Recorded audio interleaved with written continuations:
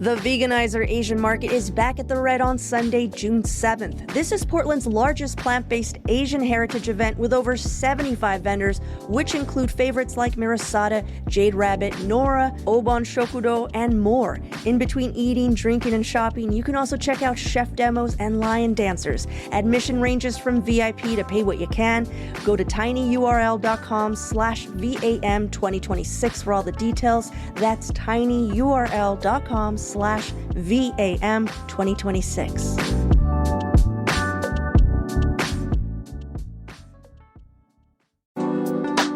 I know Portland takes pride in our DIY culture, but you don't always have to do it yourself. TaskRabbit has been helping Rose City residents for over a decade with everything from furniture assembly to minor home repairs.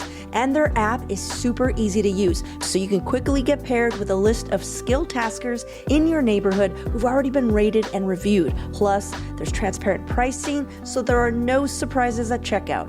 Cross those nagging home to-dos off your list, enjoy your weekend, download the TaskRabbit app, or visit taskrabbit.com today.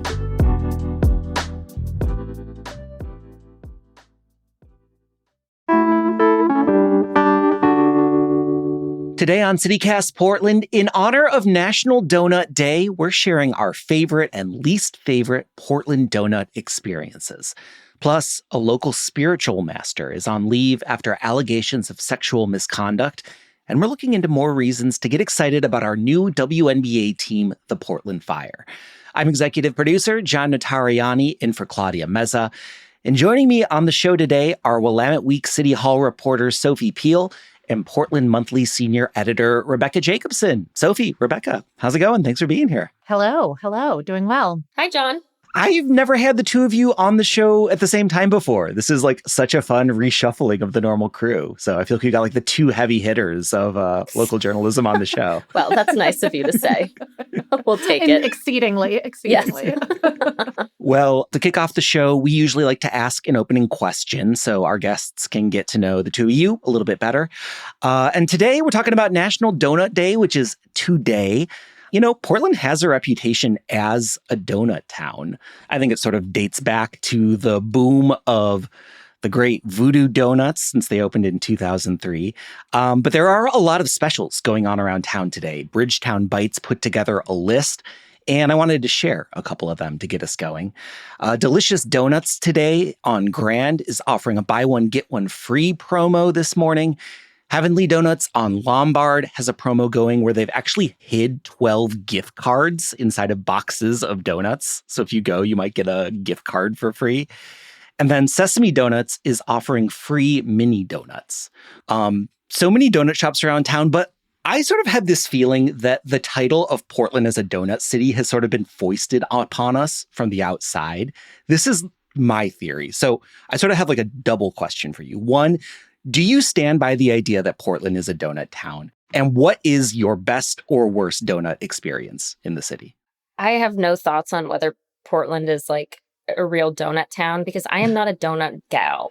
However, you said that with like so much sass in your eyes. However, maybe a little bit of disdain. No. I support donuts. No, but this is not a good take. But Krispy Kreme's manufacturing like factory on 82nd Avenue is just incredible to watch them. And my favorite donut that I think I've ever had, including in Portland, is the Krispy Kreme, I think it's jam or jelly filled donut, and it's raspberry jelly on the inside. Of all the donuts in Portland, you're going with Krispy Kreme, the national chain? Yes, correct. I know, which sucks. But I will say, like, I don't eat a lot of donuts. And so jelly-filled donut from Krispy Kreme is maybe one of like 7 donuts I've had in my entire life. And of those 7 donuts, that was my favorite. Okay. All right. I can go with it. Let's support local. Don't eat Krispy Kreme. Do as Sophie says, not as Sophie does. That's right. What about you, Rebecca? Yeah, I'm also not much of a donut gal. So you got the right people on today. And I'm not really aware of what's going on in other cities, but the thoughts that immediately occurred is that, Portland is definitely more of a donut city than we used to be, because when Sophie brought up Krispy Kreme, I had a memory of being, I think, in middle school. And I want to say the Portland area had gotten its first Krispy Kreme. I don't know if it was in Portland or Clackamas, but I remember going with my mom and younger brother to get Krispy Kreme. And then I remember, I was in high school when Voodoo opened. And I believe when Voodoo opened, they were open 8 p.m. to 8 a.m. So they were just open. There was a nocturnal donut shop.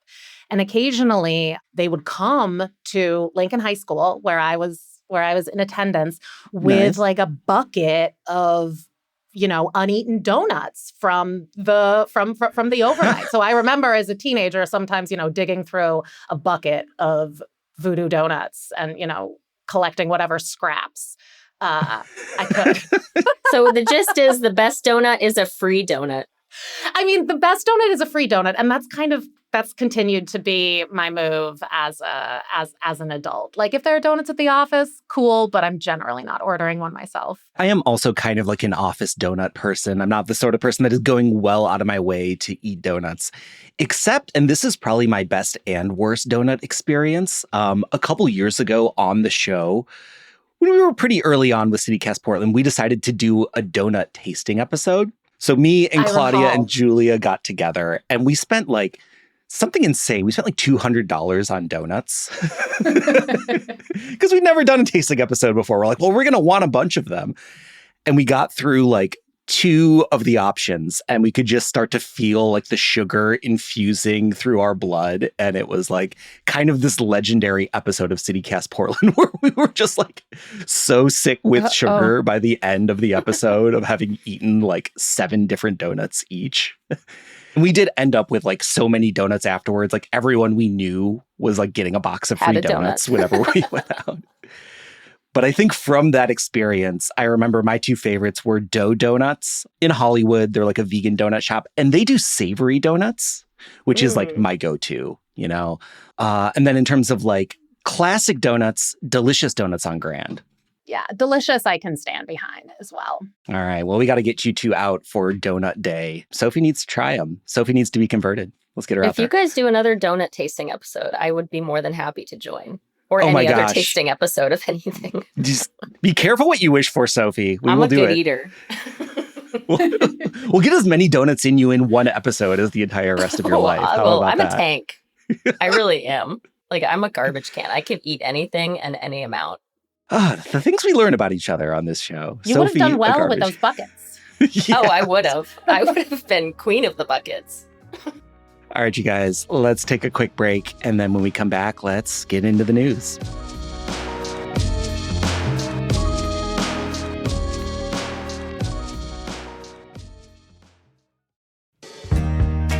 Did you know it's now legal to pass people on bicycles in a no passing zone in Oregon, as long as they're riding at less than half the speed limit? If you're thinking of passing a bicyclist, ODOT recommends to first just be patient, wait for a good moment to pass, and then once it's clear, to move fully into the next lane and pass at 5 miles below the speed limit.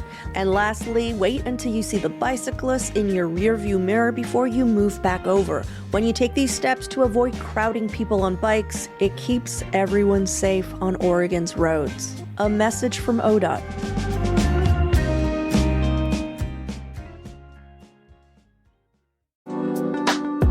Wasabi Fest is returning to the red in Southeast Portland on June 13th. Sponsored by Sake One, the festival is bringing together some of Portland's most celebrated chefs and vendors to party with wasabi in unexpected ways, like ice cream.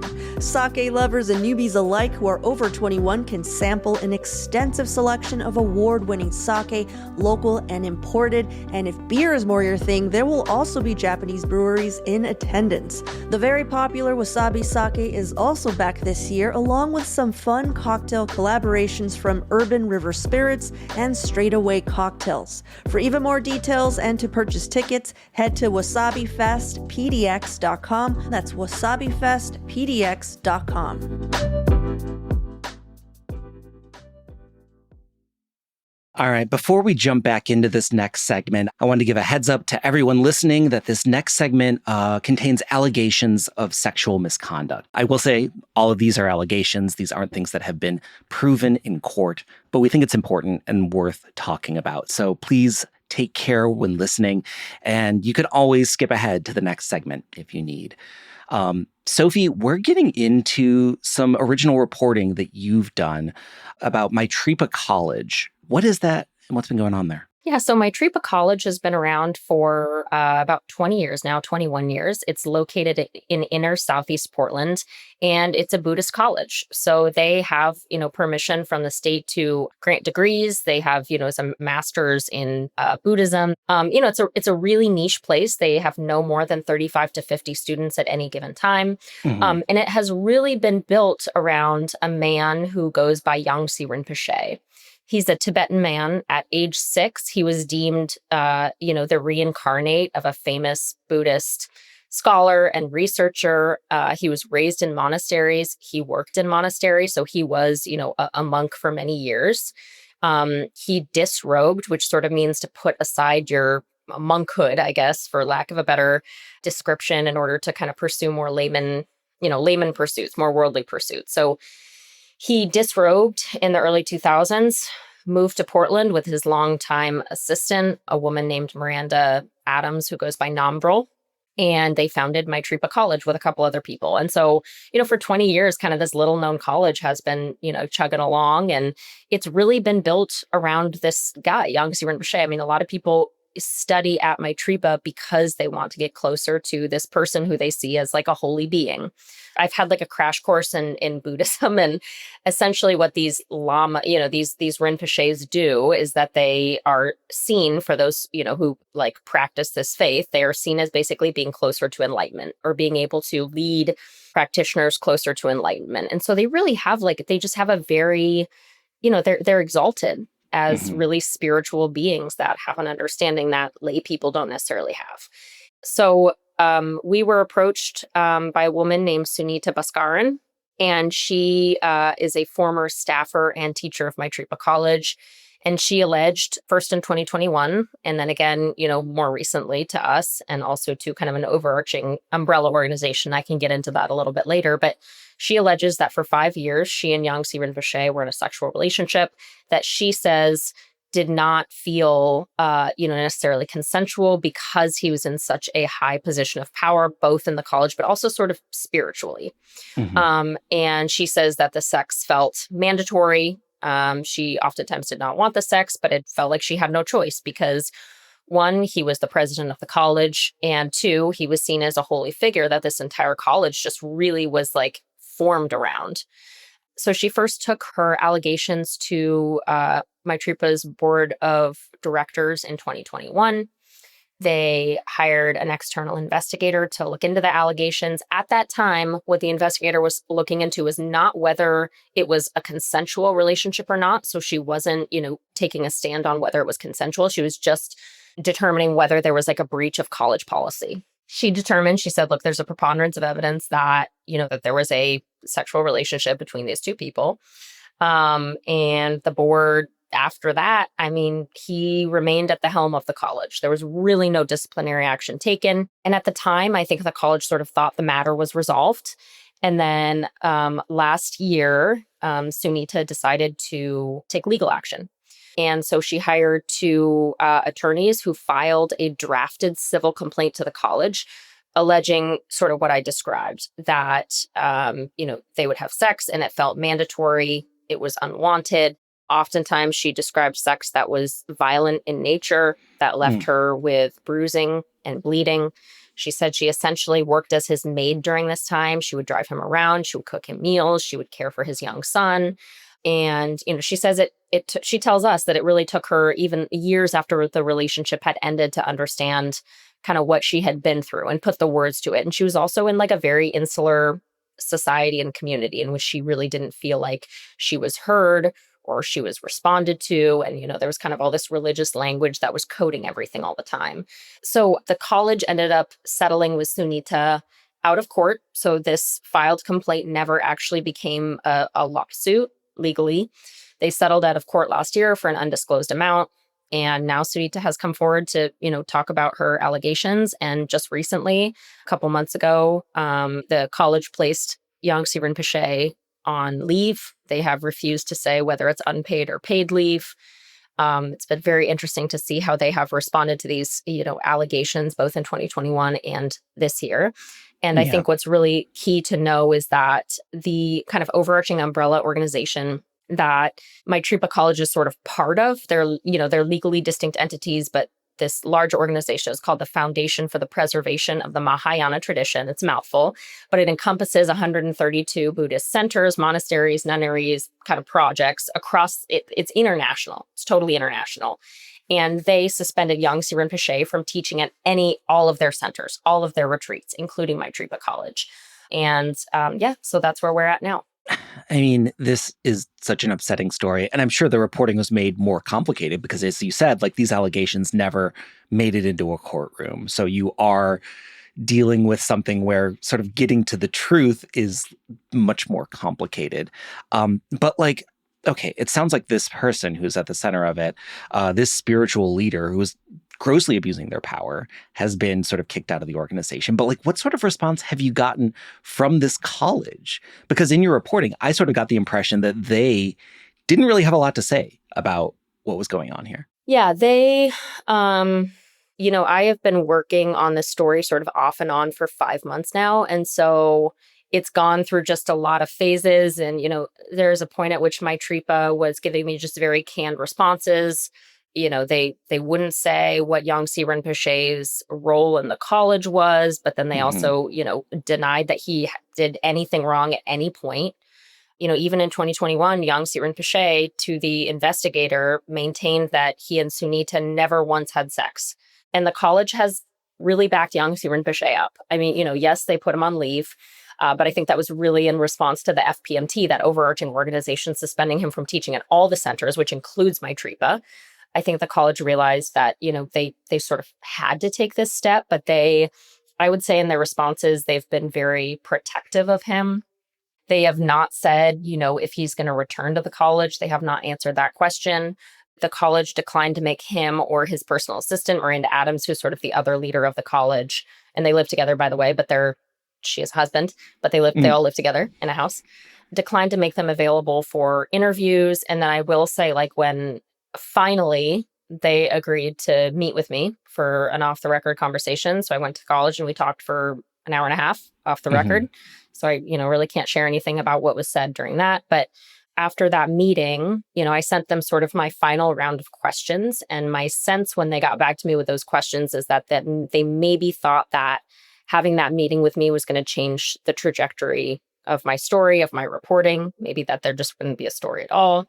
And then when I sent them the last questions, they really, I would characterize it as they seemed to really shut down. They really wouldn't answer any even basic questions about young Siren Piché's biography. I was just trying to fact check a couple basic things about when he disrobed and, where he was before and, simple stuff. And they wouldn't share anything. So, it's been such a process and it's been months of back and forth. But I would say overall, Maitripa has, for the most part, really defended young Siren Piché. Rebecca, I want to give you a chance to jump in here. What are you thinking? Yeah, I mean, part of my response was just the disappointment that this was not altogether surprising, that someone who has this position of enormous spiritual power was taking advantage of that role. And Sophie, you published a story too about FPMT, the kind of umbrella organization. And I was struck by a mention in there that following a 2019 investigation of another leader, the foundation put in place new ethics and safeguarding policies. And you wrote that these state that Buddhist leaders have a duty to maintain appropriate boundaries with those who revere them. And I'm just what boundaries are possible when there is a relationship of reverence? And I think it's really like reverence has its dangers. And I had not heard the term spiritual abuse, but immediately understood what that was in its long history. Yeah, you make it great, but I hadn't thought about, kind of the inherent complications of a relationship of reverence. But you're right. What is a boundary when you revere someone. Like already the boundaries have like in some ways been broken because you see this person as above you, right? Like already that's one boundary that has been broken. And then when you bring sex into the picture, I mean, it gets messy, it gets gray, consent becomes very confusing. Like I think there's people who would argue like consent isn't possible in a relationship of reverence. Yeah, it's like it's just this whole other, it's just messy. Yeah. Yeah. Well, Sophie, thank you so much for your reporting on this and for helping to bring this story to light and just the continued work that I'm sure you're going to be doing on it. Like, what do you still want to figure out? Like, what's the next question that you have? I'm very curious to see what happens to the college. I mean, Yangtze Rinpoche was the college. That's why people came to this college. That's why it was able to fundraise money. I mean, he was a really revered spiritual guru. And so I'm very curious to see, one, if they bring him back. Two, if not, what does that do to the college? And then also three, the FPMT, this overarching organization that has decided that they're going to investigate Sunita's claims. I think it's really important that they provide at least a summary of what they found, of what the investigator found, because that was the issue in 2019 when this happened, when similar, different allegations, sexual misconduct allegations came out against another very revered spiritual guru that was part of the FPMT, a guy named Dogri Rinpoche. And the FPMT, for a long, long time, defended him. They were very hesitant to release anything about what an outside investigator found, which is the investigator found that he had molested or sexually assaulted 5 nuns, and that the FPMT, different various leaders, had known about these allegations for 10 years. So I think it's critical that the FPMT shares the results of their investigation. Yeah. Well, please let us know as you find out more. And again, thanks for your reporting on this, Sophie. Thank you. All right, let's take a quick break here. And then when we come back, more news of the week.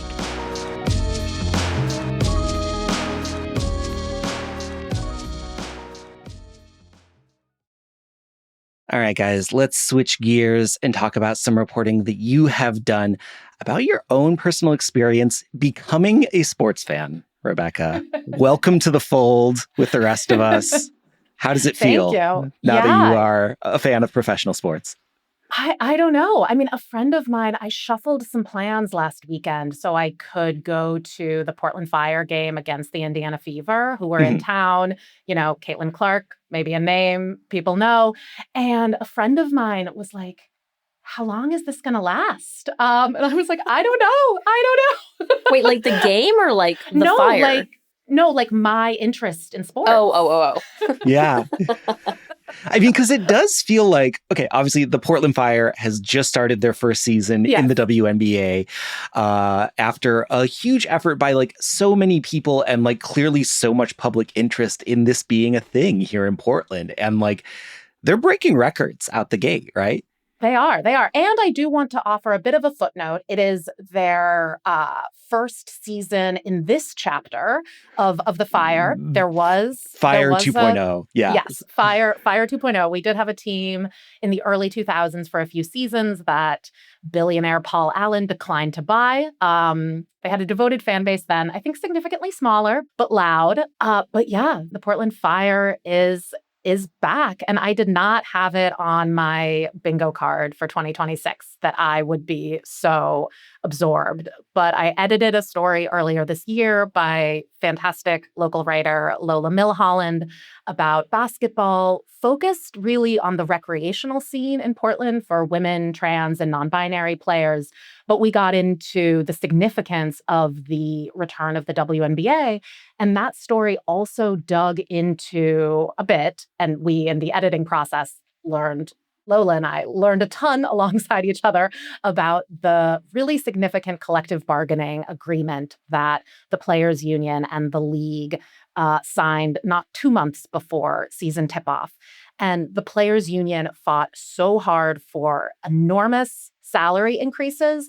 The lowest paid player in the WNBA is making more money than the supermax salary earning players were last season. Players are getting actual revenue sharing, meaning that when tickets are sold, media rights, merch, those sorts of things, players get a cut. This has been the case in the NBA, or as some call it, the MNBA. For a long time, NBA players get about 50%. The women are not there yet, but still, enormous gains. Players advocating really hard for themselves, advocating really hard for each other.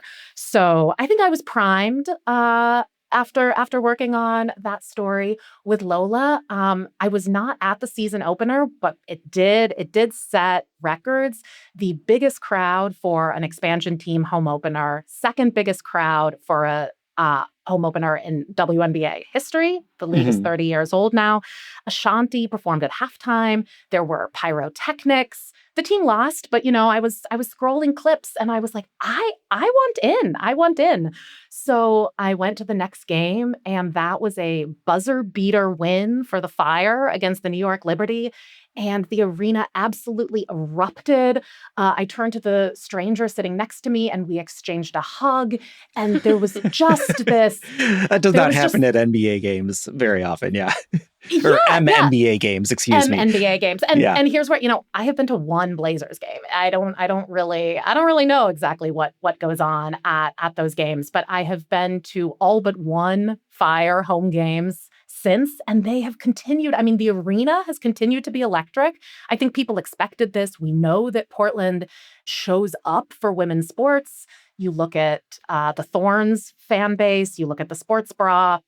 So I think it's not been altogether surprising that fans are just like on their feet, cheering like it's a playoff game. Fire staff are very proud to have one of the loudest pops in the league. But the team is defying expectations. Going into the season, everyone had put the Fire at the bottom of the barrel. There were people who were like, they're going to win 5 games this whole season. They're going to give up more points than any WNBA team in history. And the team currently stands 6-5, and they've notched some really impressive wins. They're playing this very scrappy but cohesive form of basketball. I've had a real basketball education in the last few weeks. You are now a basketball commentator. You're like, oh, I know all about it. My dad is thrilled, and that I have developed an interest in stats. He can't contain himself. But no, I mean, Portland, it's these, there was a really wonderful moment during the press conference on Saturday after this incredible win against the Indiana Fever. The Fire won 100-84, held Caitlin Clark to 6 points. It was madness in the arena. And this Fire player, Megan Gustafson, began to cry in the press conference, talking about how this is a team of overlooked players. And this is the first time that she has really felt trusted, respected during her time in the WNBA. And I, sitting in the press room, began to tear up as well. And I think it's this magical thing about expansion teams, where these are players selected largely from teams who left them unprotected. So in the expansion draft, teams could say, we're protecting these players, the others, they're up for grabs. And so Portland plucked various players who have spent numerous seasons in the WNBA because they've trusted in them, and they've been able to step into much, much bigger roles and are just excelling. So this is the feel-good story that we all need. And it is so exciting, but also not surprising, because as you said, we do have such a great history of supporting and being just wildly enthusiastic about women's sports. I mean, thinking about the expansion that sports bra is going through at this point, I think is a big part of it, of we are, as Portlanders, a hub for really just getting crazy and recognizing the excitement and value of this stuff. Sophie, have you caught any Fire fever? Well, not in person. I haven't seen a game in person. I've watched a little bit, on TV, but I just think I'm having FOMO about it, though, which I think is that's when you know that it's worked. Yeah. Is when you have FOMO about not going to a game. First of all, I didn't realize how quickly they'd start playing. I always thought I feel crazy. We only started to know about this a year ago, and then it was oh, they're playing. We have players. Whenever this kind of thing happens, I'm it's gonna be 3-4 years, but no, it's here. And I do feel it's converted non-sports people into sports people. And I just think that's like, I don't know, it's incredible. Like economically, it's great, but also just like for Portland's spirits, it's great. And it's a woman thing, which is doubly great. Like, I don't know. It's just like such a net positive. Like I can't even, I have found nothing to criticize. Not that I've looked for anything to criticize, but like it's so rare, that like something seems without consequence.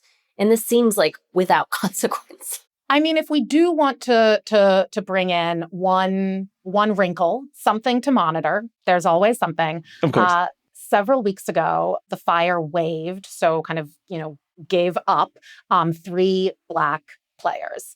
This was immediately noticed on social media, of course. And as this was happening, the Fire also signed 2 white players. I think the next day, then they signed a Black player. This means that the Fire roster, 12 women, only 3 of them are Black. So you've got a quarter of the players who are Black. The WNBA demographics overall, 70% of the players are Black. So you do have this roster that is out of step with the WNBA. And as we know, Portland is a city with a robust history of racism. For people who want to go more deeply into this, the Athletics No Offseason podcast has a really, really great episode where they look at this decision and they examine it from a basketball perspective. And they point to the fact that the Fire's front office is populated by numerous Europeans. You have head coach Alex Sarama. He's a 30-year-old from England. He was named Coach of the Month, WNBA's Coach of the Month. You have a general manager, Vanja Crnovic, who's Slovenian, and they are really familiar with the play that's going on in Europe. And there are some incredible basketball players in Europe. And so the Fire have quite an international roster. That said, on this episode, they also talk about the fact that there are Black international players, you know. So I think it is too early to be making conclusions about what this means, but I think it's absolutely something to monitor. And I hope that the front office is having these conversations, because the optics of that decision to waive these 3 Black players and sign a couple white players, it wasn't great. Yeah, totally. I mean, not all things can ever be perfect, but I'm really glad that this is also a part of the conversation, and I think it should be. And yeah, I think we will be keeping an eye on it going forward, and we will be counting on you, Rebecca, to keep us in the loop as we learn more as the season goes on. And they have a game tonight. They're playing Phoenix at the Moda Center tonight. Indeed. If you want to get swept up, check it out. All right. Well, guys, before we head out, we've got some shout outs from our members of the CityCast Portland Neighbors program. One of the perks of being a paying member of CityCast is the opportunity to shout out a local business or organization that you love. Sophie, do you want to kick us off? Sure. I have one here from listener Stephen P. that says, Westside Youth Rugby. We host flag rugby for ages 7 to 12 in the spring, but all ages touch rugby is every Sunday from 1:30 p.m. to 3:30 p.m. on Chapman Elementary's turf. Everyone is welcome, all experience levels. If you're rugby curious, we'd love to have you. More info at westsideyouth.rugby.com. I know next to nothing about rugby, so I am rugby curious. Put me in. I want to learn more. I've got one from Amy M., and they say, Evolve Bodywork, located at 1724 Northeast Broadway. Rachel, the owner and massage therapist, is absolutely incredible. She'll make you melt into the massage table and is the kindest soul. And bonus, she takes insurance. I highly recommend you check it out. Well, thank you so much, Stephen, Amy, and a special thank you to Ryan H. for becoming the newest CityCast Portland neighbor this week. When you join us as a Portland neighbor, we will also be happy to read your shout-outs of the places you love in Portland, alongside a bunch of other perks, stuff like ad-free listening. Pretty cool. Join us today, membership.citycast.fm. Well, Sophie, Rebecca, thank you so much for going through the news with me. And hope you both have a great weekend. Thank you. Thanks, John. Thanks, John. You too. Well, that's all for us this week here on CityCast Portland. Thank you so much for listening. Our production team this week was Claudia Meza, Julia Fiaioni, Rachel Monahan, Jesse Wiza, Lizzie Goldsmith, Natalie Rivera, Katie McMurrin, and myself. Original music by Jenny Conley and Stephen Drissos, and additional music by All the Kimonos. Our ad music is by Sven Lindvall and Sarah the Instrumentalist from Epidemic Sounds via Getty Images. We'll be back on Monday with a lot more from around the city. Until then, see you at Slim's.